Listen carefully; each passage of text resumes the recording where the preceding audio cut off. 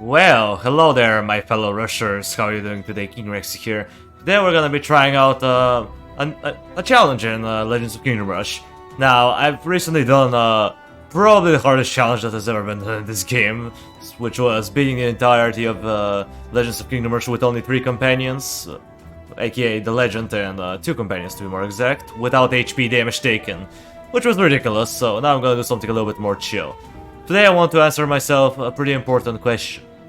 Can I beat the entirety of Legends of Kingdom Rush on normal difficulty with the original party? Now, what is the original party? Well, here it is. We have Geralt, the Ranger, and the Arcane Wizard. These are the starting champions that you have to work with right from the beginning. So, let's see if we can beat the entirety of the game with just the 3 of them. Yeah, just the 3 of them. So, the rules are very simple. We have the first rule, which is obviously we're playing on normal difficulty. Anything lower than normal, it's a big no-no. We're not allowed to get a third companion during the adventure. That's the second rule. And the third one is not actually a rule. It's more of a flex thing. I'll try to get through as many combat encounters as I can flawlessly. Now, can I do it? I don't know. We'll see. We'll see how good I can do. I can do. I wonder how many flawless encounters I'll have at the end of this, because that's gonna take a couple of hours. So yeah. Without any further ado, let's dive into the first adventure. Alright then. Well, first adventure. Let's see how well this is gonna go. Probably it's gonna be very easy because, you know, the first adventure is a joke. In any Kingdom Rush game, the first area of the game is a joke. Okay, then maybe that was a lie. In Kingdom Rush Origins, the first area is kind of difficult in certain ways, but for the most part, it's gonna be easy. So, as you can see, you may notice something up in here. Yeah, the footages are sped up by 2 times the speed, because obviously I don't want to make this I don't want to make an entire movie award length of a video, so that's why we're speeding it up. You should still be able to see how the combat encounters play. Honestly, nothing too much is happening here. As you can see, we're just destroying this orc. He just died, you know, pretty easy stuffs. And yeah, we're just gonna be proceeding forward, and thankfully we're getting some good RNG on the events, and here I was thinking, where should I go? Because in the top path we have a spider encounter, and let me tell you, spider encounters are probably the worst the worst type of encounter that you can face up when you're trying to go for a flawless victory, because the spiders do true damage, and not a lot of people can avoid that. I mean, the Orc Liver can kind of negate their damage with his parry stance, but the problem is that the spiders can have a chance of doing 2 true damage. So, because of his damage reduction only reduces the damage by 1, there is a little bit of a chance that he may or may not take damage, and I don't want to risk it. Now, the Orc Liver is pretty good in the first area of the game. I would say he's fine. But the problem with the first area in the game is that you do need a pretty solid tank, because physical damage is pretty common up in here. You don't really see a lot of magic damage. Also, Zapper, lol. I mean, he is good, don't get me wrong, the Zapper is probably one of the best fourth companions that you can get, but unfortunately, we ain't using him. Because, you know, that's the rules of one of the rules of the challenge is to not to use anything. So yeah, here I decided to summon the Doggo, because, you know, the orc champion has a very devastating ability that is a full action, and sadly he dealt his minimal damage. He can do anywhere between 5 to 9 physical damage, I believe, which is a lot. I thought that the Warlock does the highest damage, because in terms of like numbers, because I think he does all the way up to 8 armor damage, which is a lot of damage, but this guy deals all the way up to 9, but it's RNG, so you never know if he's gonna do the number on the high end or the low end. Thankfully, it didn't matter, because we still survived this encounter flawlessly. As you can see, no problems whatsoever. And we got a mysterious potion, which wasn't really beneficial, but it didn't really matter, because as you can see, I was about to level up Geralt anyway, so even if the effect was bad, I was still going to use it on him. So yeah, here unfortunately nothing good happened. Thankfully, we have an energy potion, so Geralt's exhaustion was cured right away. However, here we have a little bit of a problem. As you can see, we have wargs. And wargs are probably the most annoying enemy that I can find in this area. Because the problem with them is that they do end up inflicting bleed on your unit. And for those of you who don't know what the bleed does, well, it's pretty simple. Basically, whenever a unit is inflicted with bleed, if they perform any actions, they're gonna take 2 true damage, or move, for that matter. So yeah, unfortunately here, I don't want to spoil it, but I don't want to make you think that I survived this either. Unfortunately here we ended up taking some HP damage from Gerald, because this doggo is just a little bit too strong. Yeah, I think if the Verdant Defender didn't get one-shotted by what would you call it? By the regular wolf, I'm pretty sure we may have survived this without any HP damage taken, but even then, chances are we probably wouldn't have. Also, Gerald's just lived with 1 HP, damn. Alright, well that was a kind of difficult combat encounter for the beginning, but whatever. At least Gerald didn't die, so at least there's that. And we also go to an armor smith, so Gerald has an additional 2 armor now, which is big. I mean, Gerald's armor is fine for the most part, but I don't know. I think having a little bit of extra armor is gonna be nice. Also, can we talk about the Dark Knights? I really find them to be pretty meh. Let me come out. Look at that. Look at that. They're not even gonna make it to Gerald before they die, which is just hilarious. Look at that. 1 down, and then another one bites the dust. There we go. And the stupid thing is that they have the same voice lines as the Dark Knight that you obtain, which I do find pretty lazy in my opinion. Like, come on. If you get a companion, he should have unique voice lines, right? No, these guys, he has the same voice lines as the other Dark Knights, which I find kind of meh. But maybe that's just me, I don't know. Alright, now we're moving on to the second to last combat encounter before the boss. And as you can see, it's not quite the hardest. There is a couple archers, there's a shaman who is kind of annoying, not gonna lie. We have 2 orc champions, but thankfully they're not that much of a threat. I mean, sure, they do a lot of damage, we all know that, but look at that. We have Frost Lance, the most OP ability in the game. Freeze any units you want for 2 turns, and then they're not a threat. I mean, look at that. They can't do anything. And yeah, if you're wondering why this orc decided to attack Gerald instead of the Arcane Wizard, even though the Arcane Wizard was a little bit closer to him, it's because of the AI. The AI prioritizes hitting... How do I put it? The AI prioritizes hitting your legend over the companion if they're adjacent to one another. I think that's how it used to work. I don't know. I'm pretty sure that's why he went for Gerald. I mean, there's no other reason why he went for him. Like, if that was a human on the other end playing the game, he probably would have went for the Arcane Wizard, because the Arcane Wizard is one-shotable pretty much at any point in the game, really, when you think about it. But anyway, here we get our Shield of Retribution. This guy dealt the damage on his high end, so he ended up doing 6 damage to himself. We got lucky. We end up killing this guy. I mean, he was dead anyway, because he already lost some HP from the doggo, so even if we dealt our minimal damage, he still would have died. Here, Gerald is just tanking like a champ, because, you know, he has a lot of armor, especially with the upgrade that we gave him. We got an epic effect, but it doesn't matter, because this guy just ended up biting the dust. Okay, now who do I want to level up? Obviously the Arcane Wizard. Disintegrate, OP. Is very good for the boss fights, especially for this one. Now here I decided to pray for Vigor, and unfortunately I got Invigoration on my unit that was already invigorated, so that did nothing. And if you say, oh, but the experience didn't matter, we still weren't able to get any unit up to level 3, so yeah. Maybe I should have prayed for Wisdom instead, because if you pray for Wisdom you get another Experience Orb, for those of you who didn't know. But yeah, now here we are at the Krumtax Arena, and it's going fairly swimmingly so far. I mean, Gerald is gonna tank, I think. He should be able to tank a lot of damage. Now here, I decided to put the Verdant Defender over there, just because this Orc Archer is gonna get one-shotted. I mean, there was a chance that the Verdant Defender could have dealt his minimal damage, and by doing that, the Archer still would have survived. Here, I take a gamble. I hope that this Orc champion is gonna do his high damage, and he does. He dealt the damage on his high end. He dealt all the way up to 9 damage. He pretty much one-shotted himself by by trying to attack Gerald. So that was hilarious. Like, low XD. Anyway, speaking of XD, let's see. The Arcane Wizard, he's fine. He's fine. Yeah, he can just delete this guy. Now what I'm gonna do here is that I'm not gonna kill this guy. I'll let the poison kill him because I want to reposition my units. But the funny thing is that the doggo ended up finishing him off instead because he tried to attack him and the Verdant Defender ended up dodging, which was very good. I mean, he disappeared right now, but still, that was pretty cool.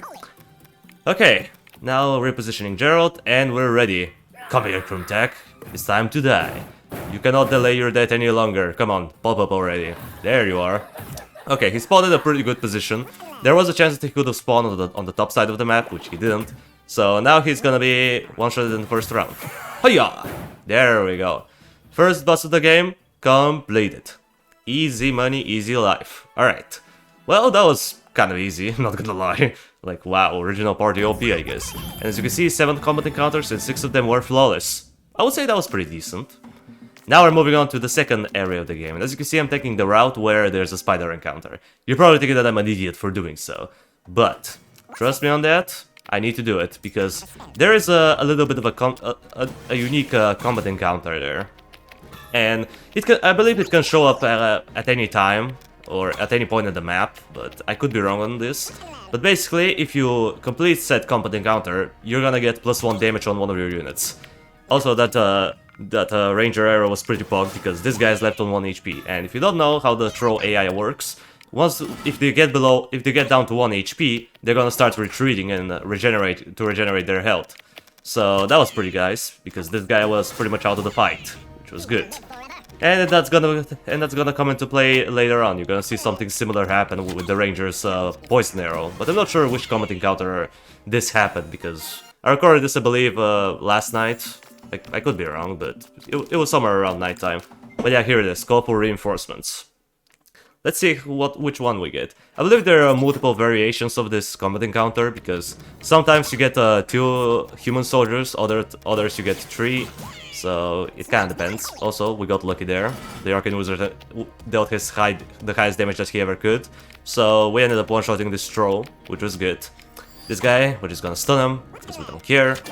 The ranger finishes him off with this epic effect, and yeah, already 2 units down. And the good thing about Gerald's Shield of Retribution, though, is that if you can actually have multiple shields of Retribution active at the same time.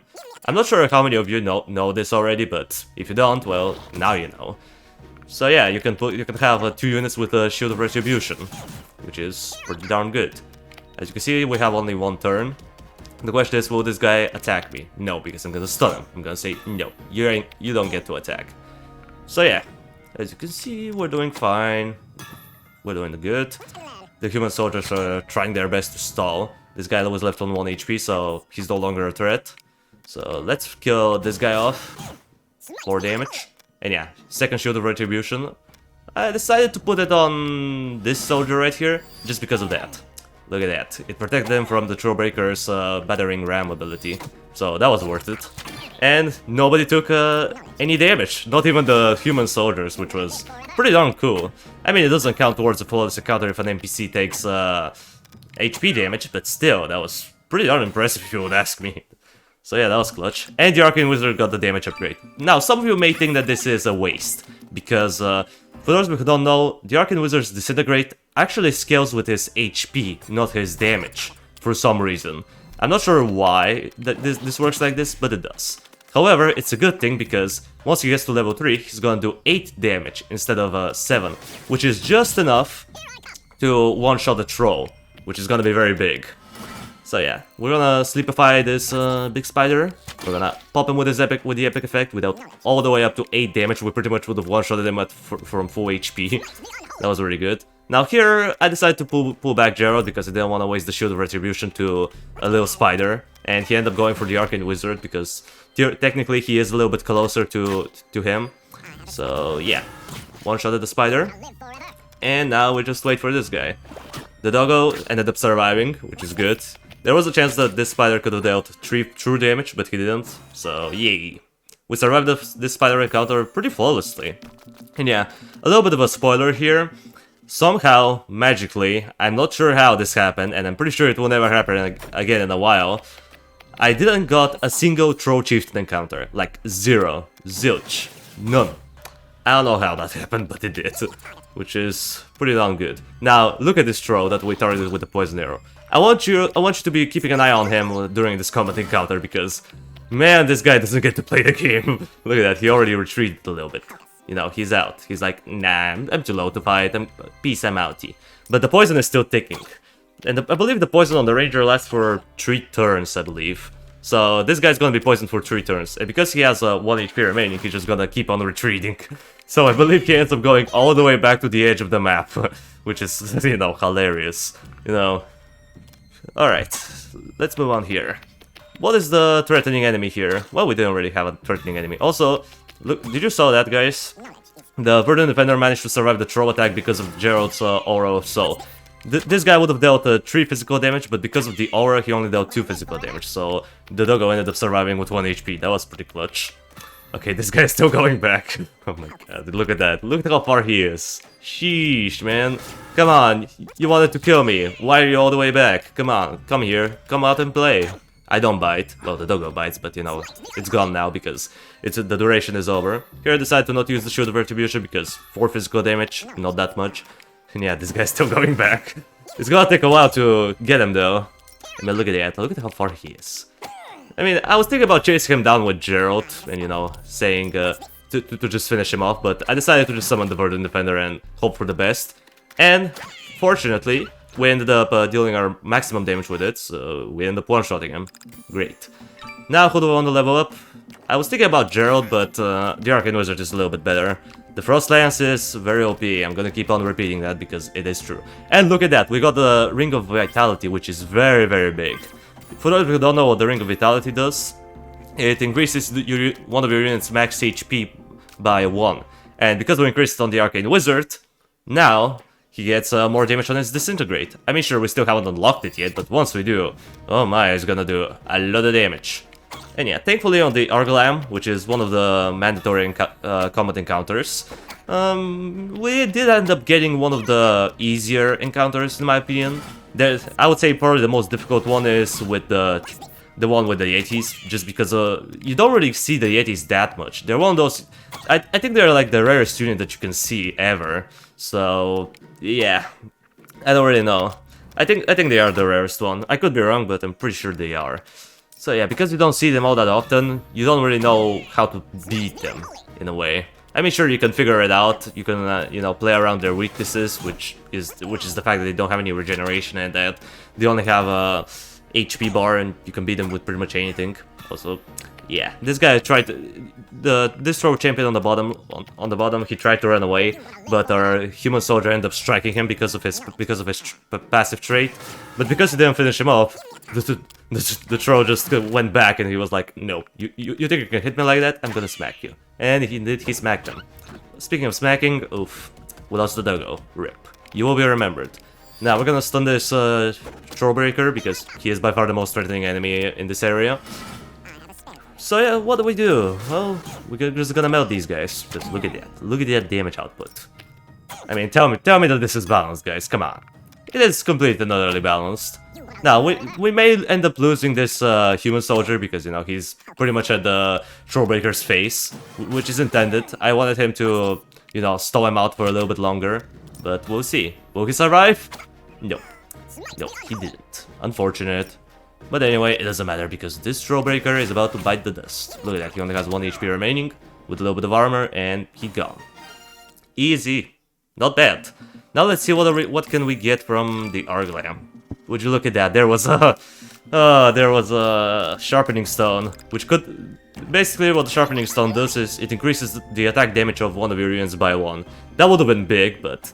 Honestly, I think the Ring of Vitality was a little bit of a better purchase than the Sharpening Stone. Plus we end up getting a damage upgrade on the Arcane Wizard from one of our previous encounters anyway. Okay, now for this combat encounter... Honestly, not much will happen here. It's just pure annihilation, to be honest. I mean, look at that. We don't really have too many threatening enemies here. Sure, we have 2 troll champions and 3 regular trolls, but that's nothing. Where is the troll chieftain? Why is he shy? Does he have anxiety issues? Like, come on, man. Come on. Tell me that you don't want to use your Ice Rain ability and freeze one of my units. Come on. Come out and play. But unfortunately, he never does. So, what do we have? What are we gonna do? Well, as you can see, we're doing completely and utterly fine. Now, since not much is gonna happen until the boss fight, can I talk about the sorceress? Because I've watched Buduk's recent video on her, where he reviewed her, and to be honest, I kind of agree, but I also disagree. She's not completely useless, alright? Sure, is she good for like single target damage? Well, no. By herself, she isn't. She's not meant to be a killer. She's not the Arcane Wizard. She's not the Ranger. She's not Rexon, where you can move 4 hexes and then move additional 3 hexes with Vicious Lunge and one-shot people. No.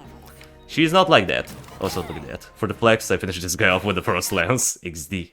Imagine dying to the weakest ability in the game. Well, in terms of damage-wise. Okay, it's not the weakest ability. I'm just... Oh crap. Okay, here we lost HP on the Ranger, which, yeah, is fine. Random events do not count towards flawless encounters anyway, so yeah. Also, I finally got Winter Wolves. I wonder where these guys went. There you are. Let me give you a firm chomp on the tail. Just to greet you. You know, this is the greeting method with the dogs. At least with the tree doggos. I don't know if regular dogs bite their tail, but probably not. Okay, so he ended up wasting his freezing attack, which is very big, because this attack ends up dealing all the way up to 3 true damage, and it can freeze it, and it freezes a unit, obviously, so that's bad. And the doggo ended up dying again. I know, a lot of dodge deaths happen here, but unfortunately, it is what it is. That's what the Verdant Defender is for. Distract, and then die. Probably. Unless he dodges, but I think he has only 25% chance to dodge melee attacks. So, once every 4 time, you get what I'm trying to say. There's a 1 in 4 chance that he can dodge attacks, which, you know, is fine. It's not terrible. So yeah, where was I? Oh yeah, the Sorceress. The Sorceress is, I would say, pretty cool. Yeah, I know, you're gonna hate me for this, because everyone hates the Sorceress for reasons unknown. But, in my opinion, she's just very specific to use. She only works with certain party members. Like, if you want to get the most out of her the most out of her basic attack, which, for those of you who don't know, it puts up a curse on an enemy. And the cursed enemy is gonna take additional true damage for every attack that he receives. And it goes from 1, then 2, then 3, and then so on. So combining that with something that with a unit that has an ability or a basic attack that strikes twice, you can pretty much get some crazy high numbers. The best example is the Arcane Wizard. The Arcane Wizard with his Arcane Missiles. It's a very good combination. You can one-shot pretty much anything, really. As long as... Alright, maybe not at level 1, but at level 2 you can definitely one-shot a lot of people. And to top it all off, you also have Rexon, because Rexon has 2 basic attacks instead of 1. The first part of his attack deals physical damage, and the second part deals true damage. So you get an additional 3 true damage from the Sorceress passive on her basic attack. So there's that. You know, there's some cool synergies that you can find with the Sorceress. The only thing that I hate about her is the Punishing Curse. I would say the Punishing Curse is probably her worst trait, simply because the problem is that damage over times are not that strong. Like, poison, you're gonna do 4 true damage. Burning, 4 true damage. But with bleeding, that's when things are getting pretty funny, because bleed does 2 true damage, so quadruple that and you get all the way up to 8 true damage. And 8 true damage is actually pretty solid, but the problem is that not a lot of champions in this game have bleeding effects. Like, the only 2 that I can think of with consistent bleeding effects without any need for, like, epic effects to happen is Bravebark and the Dark Knight. That's pretty much the only 2 options. Because the Dark Knight, at level 1, he has his Rupture, which inflicts bleeding. And with Bravebark, you can summon Brambles, and if an enemy steps into a Bramble, he's bleeding, so there's that. Okay, here we got extremely lucky, though. Did you saw that? From the tent, we got very, very lucky. And we ended up getting +1 HP on the Arcane Wizard again, so Disintegrate deals 18 whopping damage. It's almost enough to one-shot the boss. And speaking of the boss, here it is. We finally got to the boss. Can we beat said boss? I don't know. We'll find out. Okay, here he comes, summon the crystals. And now what do? well, here is where things are getting in. Here, unfortunately, the ricochet arrow ended up screwing me over, though, because what I wanted to happen initially was that the ricochet arrow was gonna bounce to the cultist, or sorry, the priest. I keep calling him the cultist. They're priest, duh. So yeah, we managed to hit the priest, which was good, but just meh.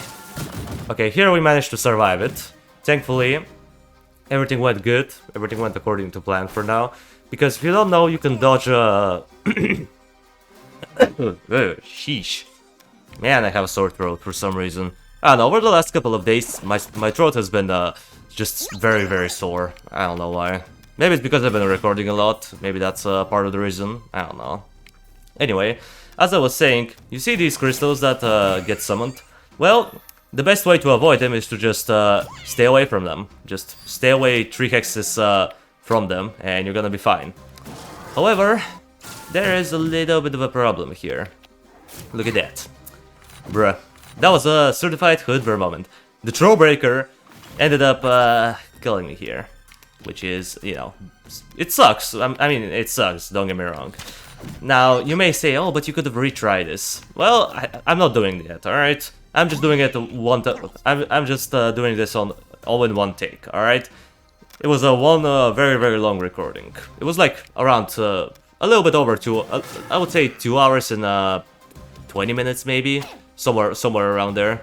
But you know, with speeding up the footages and cutting off certain parts, which I didn't want to include, it was pretty much I think about an hour. Yeah, I think the video will be about an hour long, something like this. Now here, as much as I want to use the ricochet arrow, it's gonna be a bad idea, so I just settled down on killing the cultist. The priest, oh my god. Oh, I need... I don't know, I'm just stupid, alright? Sometimes I do stupid things like that. But anyway, here, we wait for the tower to decide what's gonna happen. Unfortunately, it doesn't go for the right crystal, and the ranger takes an additional 1 HP damage, which, you know, sucks, but... We already know that we're not gonna get this combat encounter through flawlessly.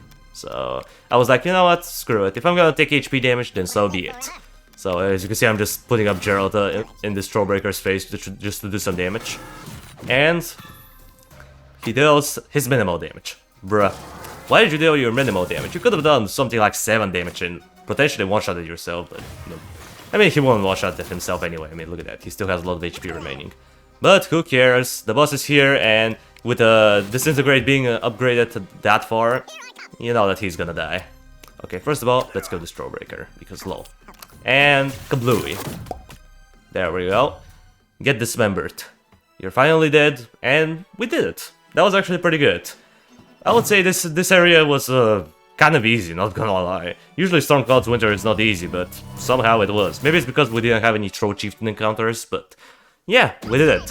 As you can see, we got 8 out of 9 combat encounters flawlessly. That was very, very good. Very good in my opinion. And now, we're moving on to Extra Dimensional Menace. Or Interdimensional Menace, whatever it was called. I keep calling it Extra Dimensional, sometimes Interdimensional. It's one of the two, alright?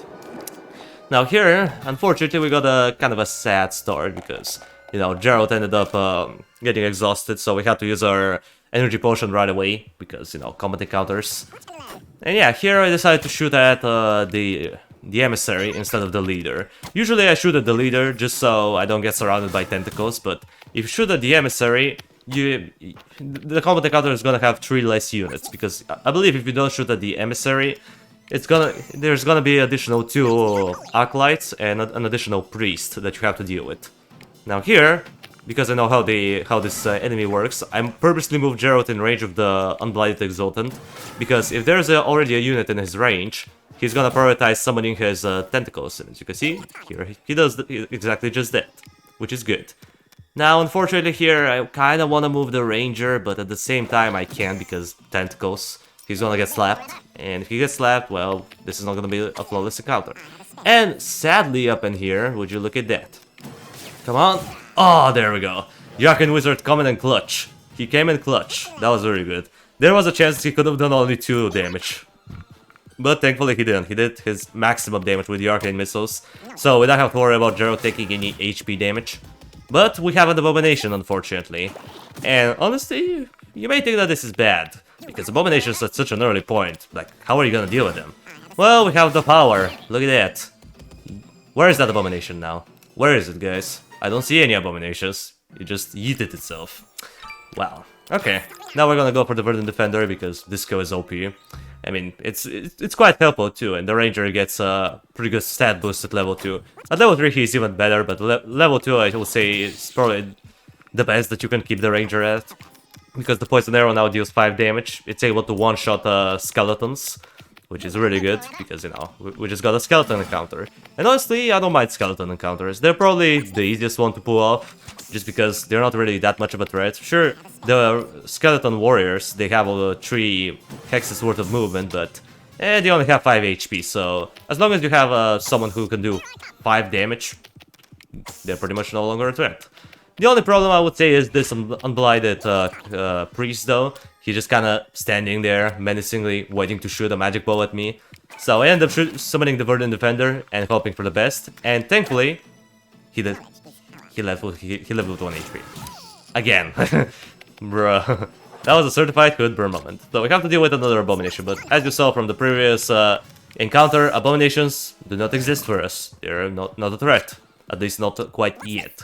Still, if we get more than 1 abomination, that's when things are about to get funky, but for now, 1 abomination is pretty much fine.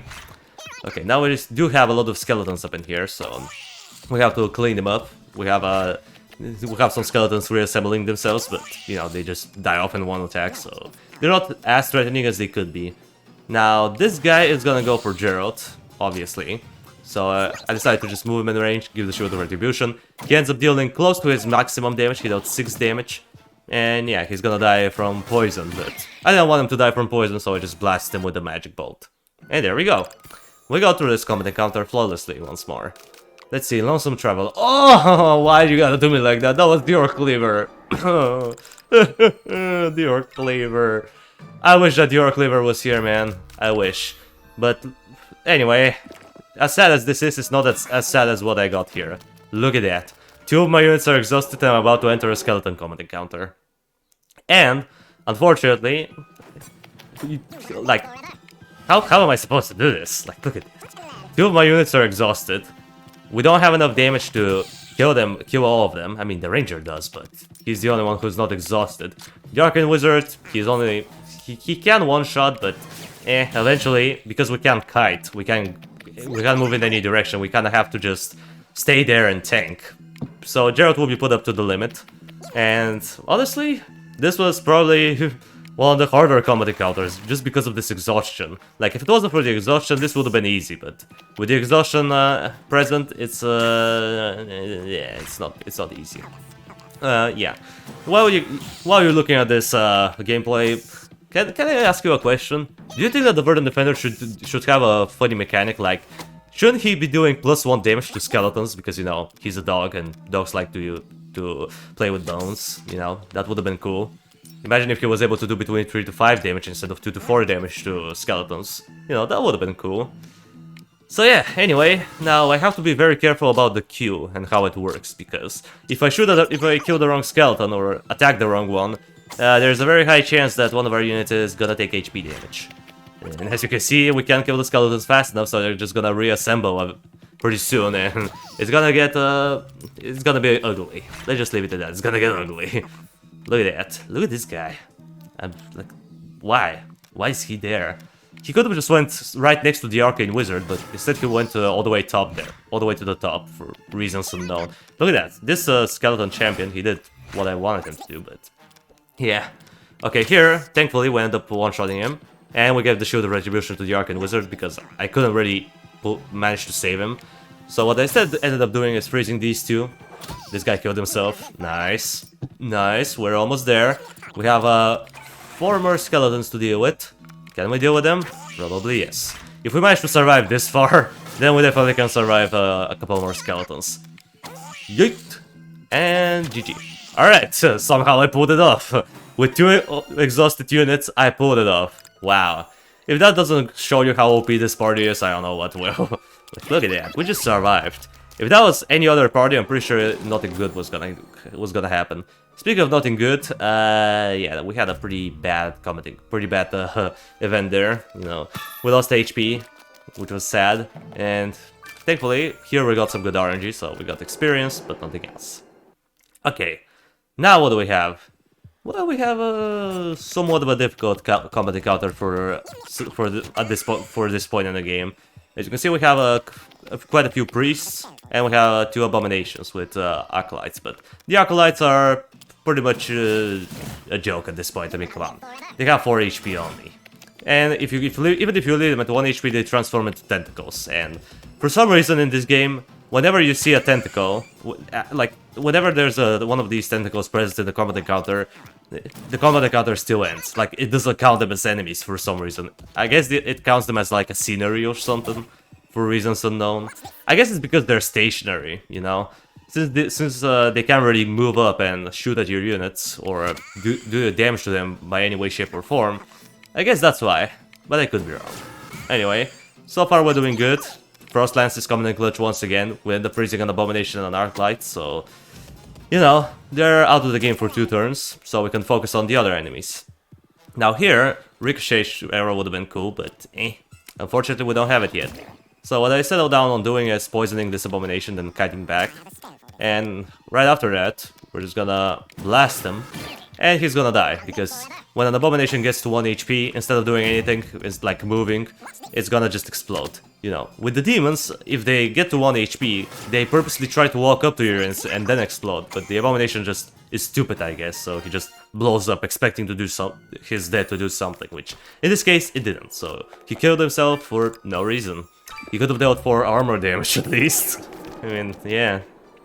Okay, now here we move on to probably the hardest combat encounter. Like, look at that. Look at all this. Look at that. Why? Why this game hates me so much? Look at this combat encounter. How are we supposed to do this? Well, let me tell you, it is hard. As you can see, I had to give the shield of retribution to the Arcane Wizard because one of the demon imps is going to try to attack him pretty soon. So here, what I ended up doing is I will risk the... Well, you're gonna see. Look at that. There we go. Aura of Soul, common in clutch once more. This guy would have dealt 3 physical damage, and because the ranger has 2 armor, he would have taken 1 HP damage. But the Aura of Soul reduced the damage to 2, so we end up having just enough HP to pull it off. Now, that was cool, but we have another big problem. Flareon. The Flareon. What are we gonna do with the Flareons? I don't know. Probably we'll kill them eventually. But for now, we just have to worry about this Demon Hound too, because the Demon Hounds end up inflicting burning with their basic attack, so that sucks. As you can see, it just chomped down my doggo. That was depressing. The dog just showed up and it just died off. Like, lol, XD. So yeah, here I decided to just freeze these 2. I don't want to deal with them. I had to focus on the Flareon. And here, we end up killing one of them. And the other one, we should be able to kill him without any problems. I was kind of worried that the Arcane Wizard was in range, but thankfully he wasn't. He wasn't quite in range of the Flareon, so now we can just move up safely, blast him, and we can take care of these 2 enemies, which is going to be easy. As you can see, blasted and splattered. There we go. Alright, not bad.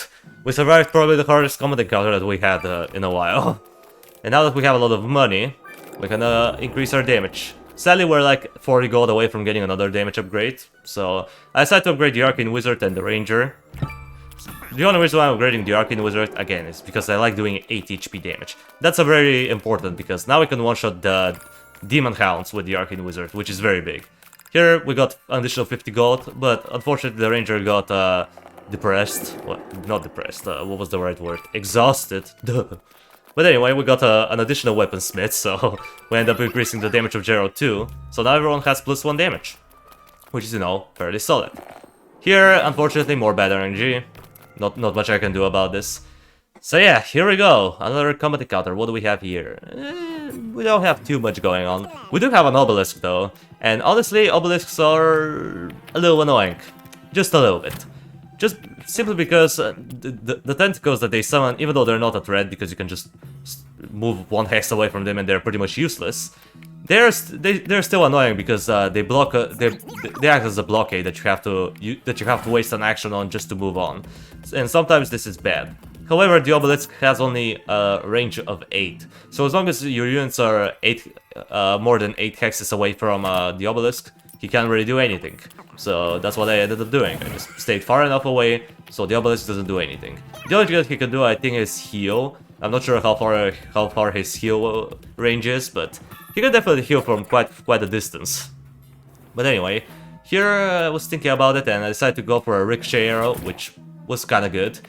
I mean, if the tentacle wasn't there, we may or may not have been able to bounce to get the 3rd bounce to the priest and kill them, but it didn't really matter because we rooted this abomination, so we were allowed to move the Arcane Wizard up because no one was gonna harm him anyway. Now here we're gonna summon the Verdant Defender and hope for the best. And alright, we got 4 damage. That was good. Now here, as much as I want to use Disintegrate and say screw you, I can't. Because, you know, the Arcane Wizard is gonna take splash damage and he's gonna die. So I ended up freezing this abomination, because lol, why not? This guy almost finished himself off. I'm just gonna give myself another Shield of Retribution, because lol. His friend ended up killing him instead. Well, that was some friendly fire right there. Okay, this guy only has 2 HP, so we can leave the doggo to kill him, but I decided against it, because, you know, we still have the Arcane Wizard and Gerald. So I decided to use the dog for just, you know, clearing up the tentacles. And as you can see, Aura of Soul coming in clutch once again. The doggo survived for so long. He should have been dead from like the 2nd tentacle attack, but he didn't die. And we ended up clearing up the tentacles, so now we have a freeway all the way up to the obelisk. And yeah, here I decided to move the Arcane Wizard a little bit closer, because I know that I have enough damage. Here, I finally used the Rally. Rally. Because it's pretty darn good. It gives +1 movement speed to everyone, and it also removes any debuffs. So if a unit is on fire, poisoned, or bleeding, this effect is no longer applicable. So that's pretty bug. There we go. We were zooming. We zoomed, and we killed the obelisk. And now we have one more combat encounter before the boss fight. Here, do we get good energy? Yes, we did. Nice, nice. But yeah, look at what encounter we're gonna get. Oof. Probably one of the hardest ones, in my opinion. Just because of how annoying it is. I mean, look at that. We have to focus on the 3 arc lights at the back, because otherwise, if we don't, well, we're not gonna have any room to kite. So unfortunately, we had to do this. And sometimes it kind of depends on how the queue works, because for those of you who don't know, if we restart a combat encounter, the queue is going to be different. So keep that in mind. And yeah, we ended up doing somewhat fine, actually. As you can see here, the Arcane Wizard is safe. I'm pretty sure Gerald is gonna be fine in this position, but just to be sure, I'm gonna give the Shield of Retribution to the Arcane Wizard, because I'm planning on doing something risky with him. Here we end up summoning the Verdant Defender, because I want to get rid of one of these guys. Unfortunately, we didn't. He lived with 1 HP, so another abomination for CA.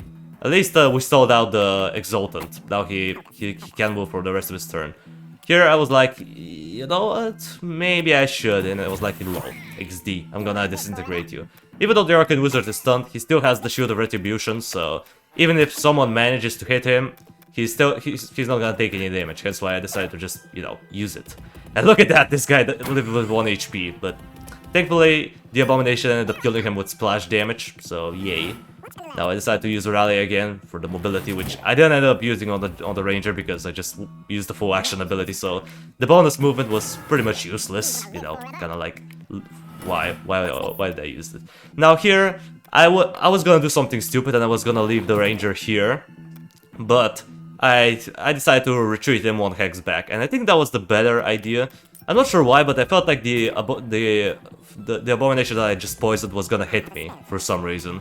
So, yeah. I mean, it wasn't going to hit me anyway, but better to not take the risk, right? It's better to not take the risk, especially when you're that far into the adventure. So yeah, here we go with our last shop. Unfortunately, we got multiple exhaustion. Oh no, whatever shall I do? Well, thankfully, for those of you who didn't know, Elixir of Life actually ends up giving you, it removes exhaustion, basically. and we got one exhaustion, one energy potion for, you know, from the shop, so none of my units were exhausted for this boss fight. But if you've played this game before, you know that Irisa's boss fight is full-on RNG.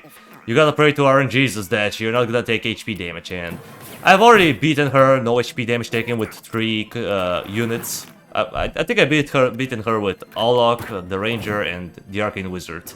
And that took quite a few hours. I don't remember actually how long it took. Maybe 2 hours, maybe 3, somewhere around there. So I don't want to go through this process again. So if I take HP damage, then so be it. I can't control RNG after all. Okay, is it that one? No. Okay, Verdant Defender, common and clutch though. He dealt his maximum damage. The faster we get through the first phase, the better. Okay, here she comes again. Come on, Irisa, give me good RNG. Nope, okay. Come on, which one is it? You! No, that wasn't the real one. But I got her, anyway. But now, as you can see, I can't really do anything. Look at that. Like, what are you supposed to do in this situation? Like, I can't move the Ranger, I can't move Gerald, you know.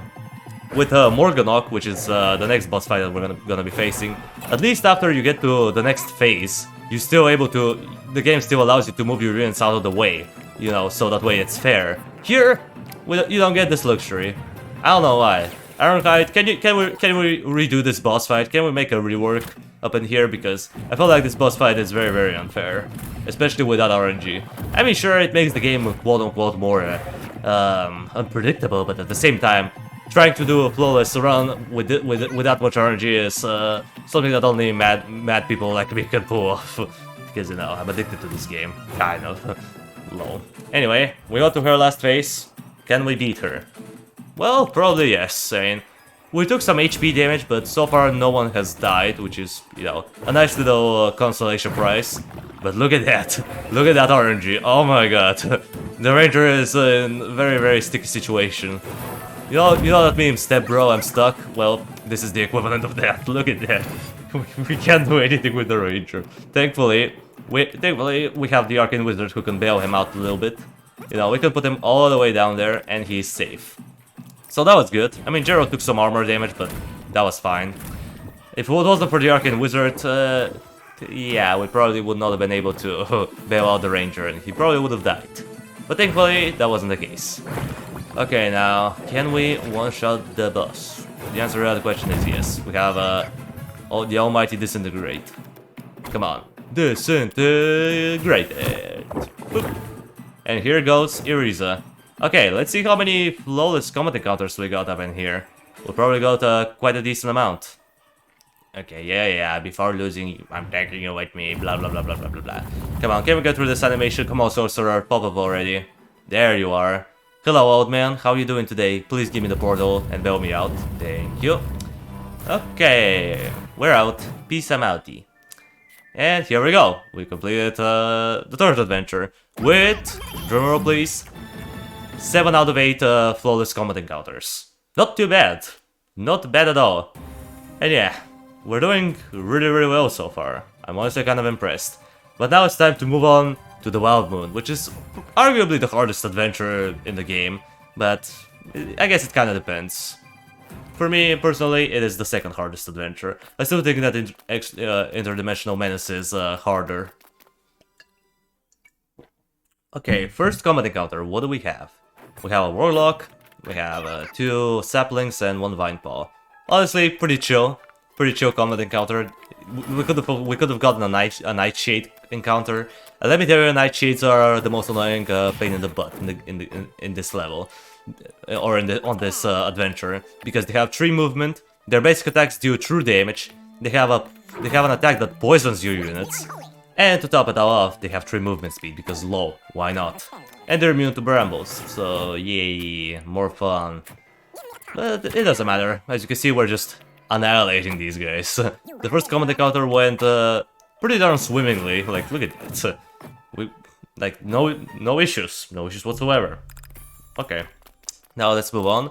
We have burned offerings. Let's just do that.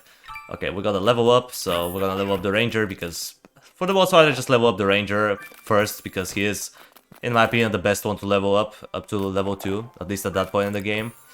Now we're gonna level up the Arcane Wizard because Frost Lance OP. And now here I decided to use the energy potion instead because I didn't want to get bad RNG, so that's why I did it. And here we get a little bit more difficult combat encounter. As you can see, we have we have one of everything. We had a sapling, we had vine paw, nightshade, trunk, Asherman Enchantress, and a warlock. I'm pretty sure that's every enemy that you can find in the Wild Moon adventure. So I don't know if I should count myself lucky for that, but I don't really feel lucky though because I hate the nightshades.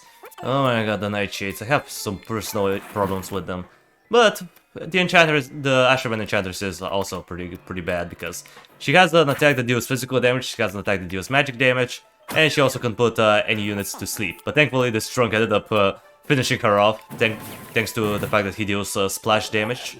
So yay! This Nightshade just almost finished himself by attacking Gerald. We almost killed it, but we're gonna finish it off with the Ranger. But I decided against it because I want to kill this trunk because he could have moved all the way, he could have moved up to Gerald and we would have taken some splash damage. Now, unfortunately, we have an additional trunk to deal with because of the sapling that we killed earlier. But that's fine. We can deal with him. We're gonna absolutely blast him. Come here. Come here. Look at that. Gerald is just going in. Gerald is going in. Will he be able to make it before we burst down the trunk? The answer to that question is no. Because we dealt our max damage with the arcane missiles. Buggers. Okay. There we go. Another combat encounter survived flawlessly. Here, I decided to not upgrade Gerald, believe it or not. Oh, denied. Well, Vuduk's ex-waifu, unfortunately, we're not getting her. Okay, now here we got to this, I got pretty lucky, I guess. But, okay, I end up leveling up Gerald anyway, but here, I got, As Darkness Falls, which is, probably one of the hardest, combat encounters that you can get in this, level, and it's very unique. You need to get, this, amulet of sorts, and once you get it, I mean, I can try to describe it, but Vuduk already made a video on it and what it does, so you can check out his channel and search up how to unlock a dialogue with the stars. I think that's what the achievement was called. But the good thing is that this combat encounter, even though it's very rough, it does give pretty solid rewards, so yay. Okay, as you can see, this Nightshade, oh, he lived with 1 HP. Bruh. The Ranger is a little bit out of position, but it's fine. We're gonna kill off this Nightshade, and we're gonna bail. This this little sapling tried to bite me. For that I shall punish him. We just need to wait for the Arcane Wizard's turn to come. And then we're gonna go and disintegrate him. Well, not really. We don't have disintegrate yet, but, you know, we literally turned him into a pile of dust, so we did kind of ended up disintegrating him in a way. Okay, here I decided to settle down on shooting the fire pot because trees take twice as much damage from burning, which, you know, I mean, it should have been obvious. That's logical.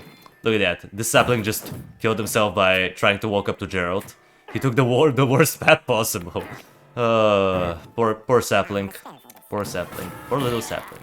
But anyway, we killed this guy. Unfortunately, we're not gonna be able to finish this combat encounter in time before the saplings end up resurrecting as trunks. So, yeah, that's a little annoying. Now here I decided to use my keen focus for once, because I don't know why I do it, but for some reason I just keep forgetting to use keen focus every now and then. Which you shouldn't do. Keen focus is pretty darn strong of an ability. Getting +2 damage on your next action is very, very strong. So yeah, because of that... Oh, this warlock just killed himself. Nice.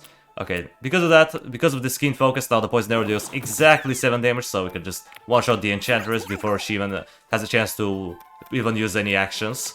We could have also went for her basic attack, but it had a 1 in a third chance of doing 6 damage and not finishing her off, which would have been bad, to say the least. But anyway... Oh, actually we did! Never mind, I guess I lied. We did finish the combat encounter in time.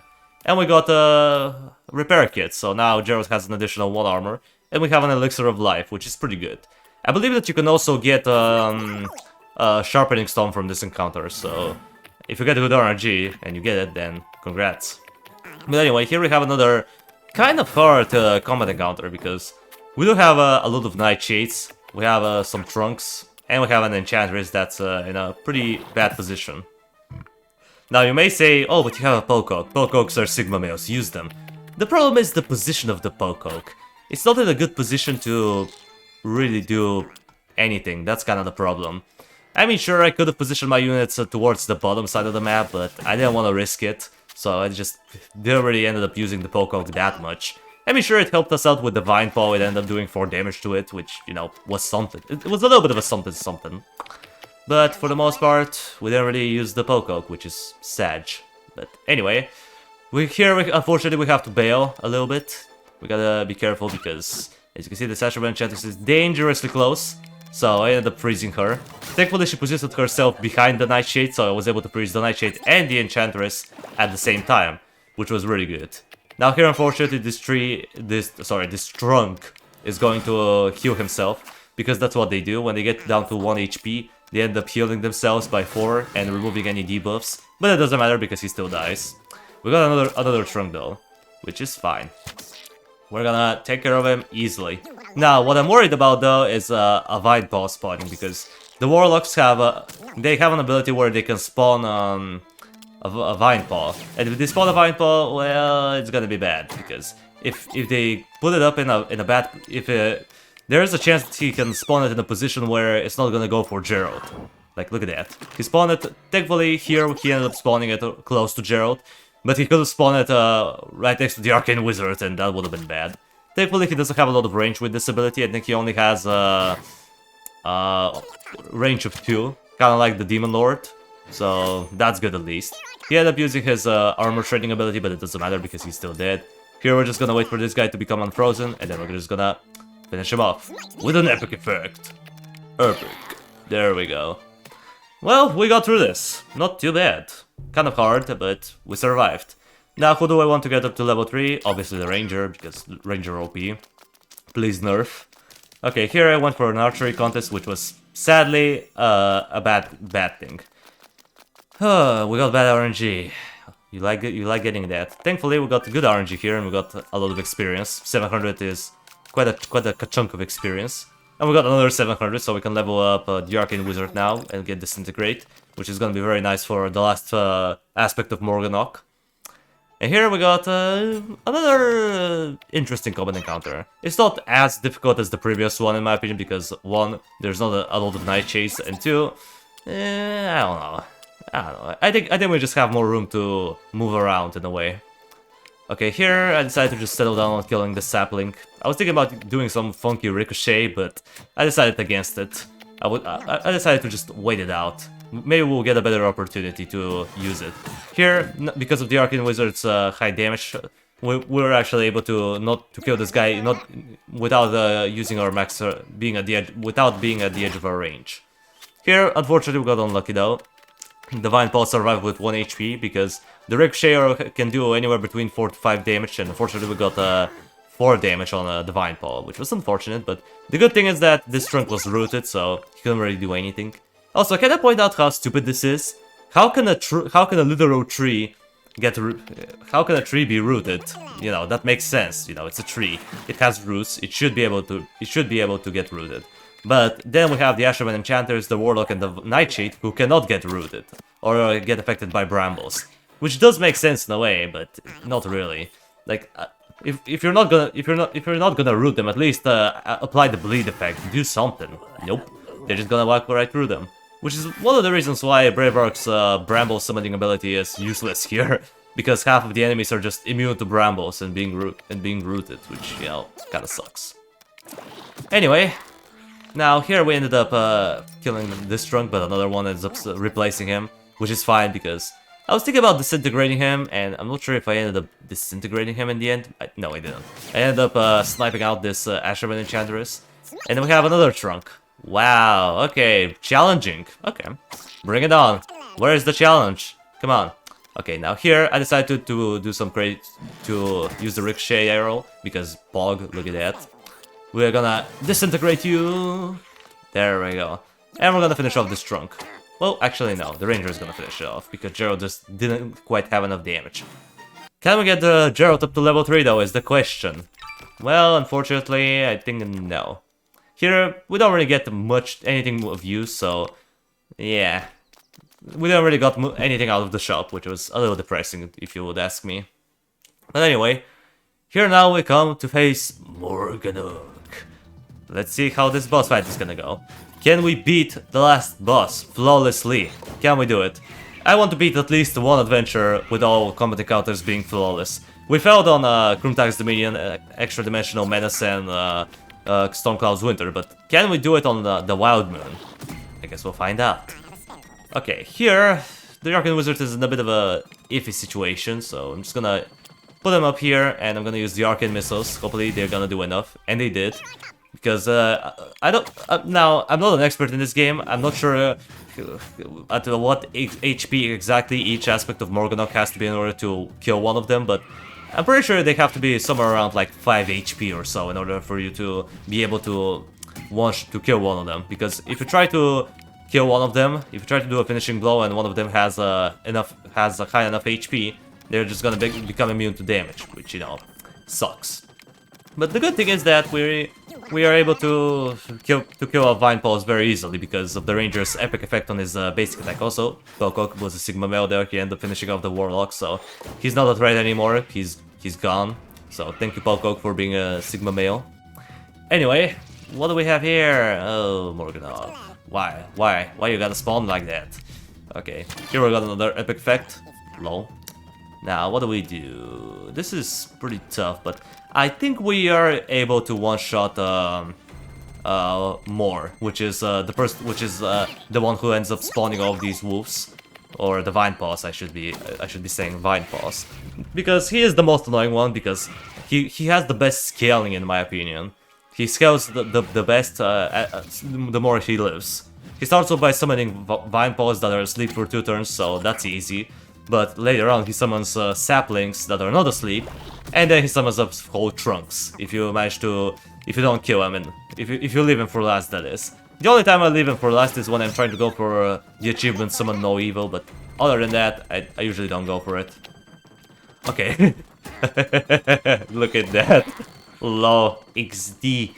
This drunk ended up committing suicide because he attacked the boss. He attacked Gerald, but he unfortunately ended up knocking back Moore, and because of that, he ended up dying because the poison dealt enough damage. The poison arrow ended up dealing enough damage to him to the point where Moore's attack dealt enough was able to do enough to, you know, one-shot him. Now here, thankfully, Gerald has just the right amount of armor to tank an attack from Knock. So I decided to just attack him right away because I know I can tank this attack. The Ranger is far enough away, so he's not in any danger as of right now. And now the question is, should we kill the boss? I was thinking about it, but I decided against it as of right now. I wanted to just finish off this Warlock before that because I just want what I like doing usually is I like to clean up all the enemies before dealing with the boss. I make sure I try to damage them to get the boss. I try to damage the boss to get him low enough to the point where I can move on to the next phase, but for the most part I don't finish him off right away. Okay, there we go. Now we can kill Nock safely, and we'll leave Ga for last. Why we're leaving Ga for last? Because of the summoned enemies. Because if you don't know, depending on in which order you kill Morganok's aspects, different enemies are gonna spawn. So yeah. We end up getting 2 Warlocks and a Trunk, which is probably the least threatening thing that we have. Warlocks, they do have a chance of summoning a Vine Ball, but I'm pretty sure we are not gonna allow this to happen. Now here, I know I could have burst. I can't burst this guy down on the next turn, but unfortunately I end up deciding against it because I was thinking about, you know what, maybe I should kill these 3 enemies before finishing off Ga, because, you know, lol, why not, for the flex points. But I'm not sure why I didn't do it, because yeah, spoiler alert, I ended up finishing him off, I think next turn. I don't know, maybe I wanted to smoke, maybe I had to go to eat dinner, it was one of the two, but I decided to just, you know, kill him with Disintegrate. So, let's just go ahead and finish him off. 3, 2, and 1. There you go. Now you're dead, and we can continue on. Alright, we finished it off. We completed the entirety of the game with the original party. Wow. Impressive, guys, impressive. So let's see, how many combat encounters did we get flawlessly here? The answer is 6 out of 6. Wow, very, very impressive. Nice job. Wow, you guys, just wow. Alright, well, at the end of the day, the question must be answered. Can you beat the entirety of Legends of Kingdom Rush on normal difficulty with the original party and no recruits? Well, the answer to that question is yes. Yes, you can. And you can do it almost flawlessly. I had a total of 32 total combat encounters throughout all adventures, and 29 of them were flawless. So that's good, I guess. I think I did a pretty good job there. Sure, I didn't get all of them flawlessly, but I got most of them. I missed like 3 of them, I think. Yeah, we missed one on Krumtag's Dominion, one on Stormcloud's Winter, and one on, you know, Interdimensional Menace. But we did the Wild Moon completely flawlessly, so there's that. I guess that's a nice redeeming price. So, yeah, guys. Well, with that out of the way, that's gonna do it for today's video. I know it was a little bit long, so thank you everybody so much for watching. I appreciate you for sticking around to the end. Subscribe if you want to see more of this content in the future. And while you're at it, drop a like on the video. It means a lot to me. And I will see you in the next video. Until it comes, that was King Rexy, over and out.